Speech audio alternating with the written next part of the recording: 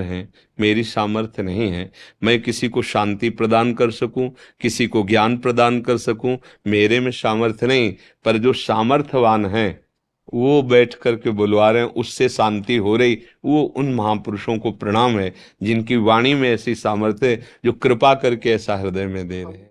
महाराज जी, मैं बस मैं कहने हाँ, की आपकी आंखें कह रही है आपकी जो नेत्र है ना वो बता रहे, बस धन्यवाद पात्र है आपका भी हृदय, जो आप संतों के प्रति ऐसा भाव, क्योंकि पद आदि में रहते हुए आप गुरुवाणी को समझ रहे हैं, आप संतों को समझ रहे हैं, आप देश की शांति किस विषय में ये भी बात समझ रहे हैं। ये बड़ी कृपा है साहब की, गुरुदेव की बड़ी कृपा है आपके ऊपर।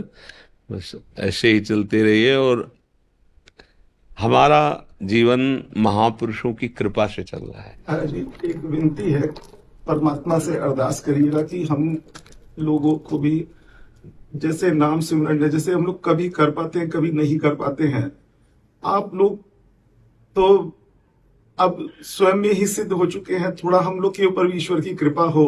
हम लोग इस गृहस्थ जीवन में रहते हुए भी निर्लेप रहें और हाँ, सदगति को प्राप्त हो। ये खास बात, ये निर्लेप शब्द जो है ना, ये बहुत जोर का शब्द है।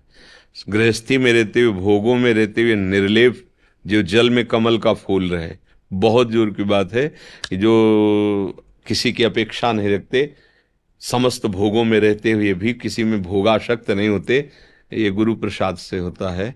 जो हमारे अंदर महत्व बैठ जाए नाम का, तो निरंतर चलने लगे। सब कुछ करते हुए नाम चल सकता है, बड़े से बड़े, जब युद्ध करते हुए नाम चल सकता है तो युद्ध से बड़ा कोई कार्य तो है नहीं। भगवान ने कहा गीता में, माम मनुष्मर युद्ध च, हमको वही गुरुदेव आदेश कर सकते हैं जो हम कर सकते हैं, अन्यथा नहीं। गुरु है, सर्वज्ञ है, तो जगत गुरु भगवान श्री कृष्ण कह रहे, माम मनुष्मर युद्ध च, मेरा स्मरण करते हुए युद्ध करो। अगर हम अभ्यास बनाए तो निरंतर नाम चल सकता है, और नाम निरंतर चल रहा है, फिर इसके आगे कुछ नहीं, फिर तो सब कुछ आ जाएगा। बिना पढ़े वेद आ जाएंगे, आपके हृदय में स्फुरित हो जाएंगे, वेद का सार स्फुरित हो जाएगा।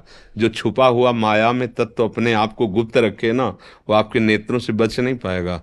जहां दृष्टि पड़ेगी वही वो दिखाई देगा। जैसे पहले अभी गुरुवाणी से आपने कहा ना, घट घट में वही बोल रहा है, घट घट में वही रमा है, चाहे हाथी हो, चाहे चींटी हो, चाहे देवता हो, चाहे ब्रह्मा हो, वही बोल रहा है। ये अनुभूति हो जाना, ये सिद्धावस्था का लक्षण, अनुभूत हो गई, घट घट में वही रमा है, बस बात बन गई। मैं एक तो आपके लिए